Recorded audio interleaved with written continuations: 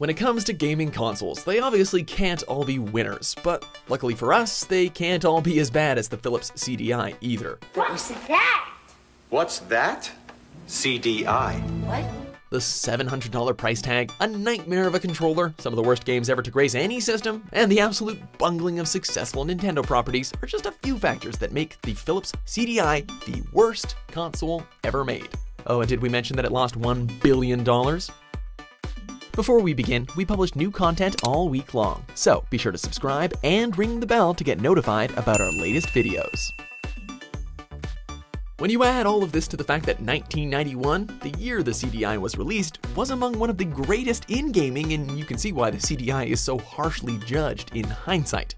With the glory days of the NES coming to an end heading into the early 90s, the Sega Genesis, or Mega Drive, introduced 16-bit games to North American audiences in 1989, and suddenly titles like Castlevania looked like yesterday's news compared to Golden Axe.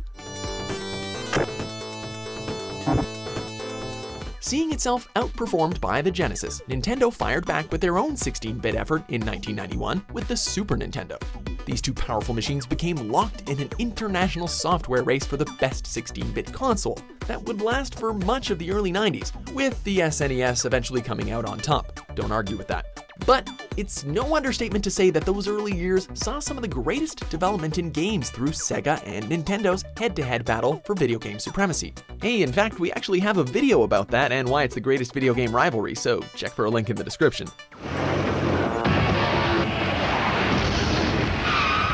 Anyway, this is the market unto which the Philips CDI injected itself, and worse yet, its development history didn't exactly set it up for success either.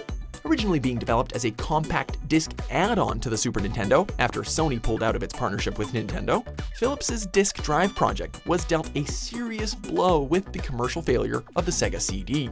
After watching the slow sales of the Sega CD, Nintendo decided to nix the SNES CD add-on, which left Philips with no choice but to create their own system. Despite gaining the use of some intellectual property from Nintendo as part of the severance deal, the path to marketplace was a rough journey for the CDI. And this was just a warning. The question of what the hell was Philips thinking definitely reigns supreme in hindsight, but surely at the time of release they had to have known a $700 console was kind of absurd, right? And remember, that's in 1991 dollars for what was basically a glorified CD player. And what are we supposed to do with it? But like all things disappointing, at the time they didn't really know any better. And if your friends were over, the CDI required an adapter for a second controller, which really goes a long way to highlight that Philips forgot one crucial thing when developing the CDI: actual gamers.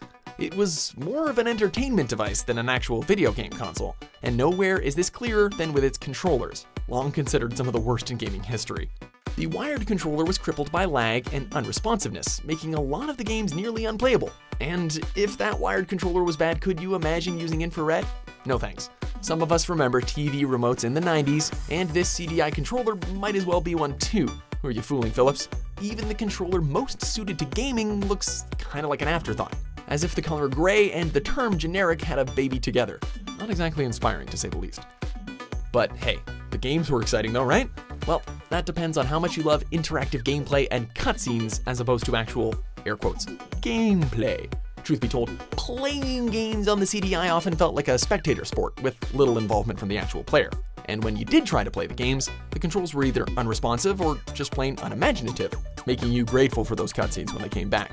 Great! I can't wait to bomb some Dodongos! Talk about a feedback loop from hell. There's the wacky world of miniature golf, where you can't actually aim your shot and the gameplay consists of questionable interactive timing. And don't forget the boundless strategic depth of Rise of the Robots. That basically boils down to vast decisions between punch, jump, and kick for one selectable character. Look at these games. There's no wonder educational software was actually a selling point, because we'd basically rather read a dictionary. You have Compton's Interactive Encyclopedia to help you with your homework, Kathy Smith's workout disc for your mom. As if all of this wasn't enough, Philips infamously went ahead and turned beloved examples of widely successful Nintendo franchises into nothing more than sources of future internet memes and comedic relief. Oh Bowser, if only it were that funny. But the truth is, Philips thought they had surefire hits on their hand in Mario and Zelda, and actually spent little time on the development of those games. The results are clear to see and live on in YouTube infamy. To call the CDI a catastrophic failure is an understatement.